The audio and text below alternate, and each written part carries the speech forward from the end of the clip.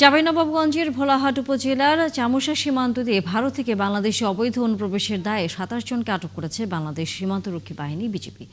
৫৯ BGB ব্যাটালিয়নের অধিনায়ক lieutenant colonel গোলাম কিবরিয়া জানান, রবিবার রাত ৪টার দিকে মহানন্দা ব্যাটালিয়নের অধীনস্থ চাঁপাইনবাবগঞ্জ জেলার ভোলাহাট উপজেলার চামুশা সীমান্ত দিয়ে ২৭ জনকে ঠেলে দেয় বিএসএফ।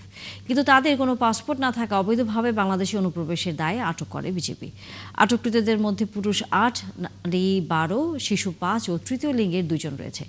বর্তমানে তাদের ঠিকানা, জাতীয় পরিচয়পত্র এবং বাংলাদেশি নাগরিকত্ব সহ বিভিন্ন বিষয় নিশ্চিত করার লক্ষ্যে জিডির মাধ্যমে থানায় হস্তান্তর প্রক্রিয়া চলছে।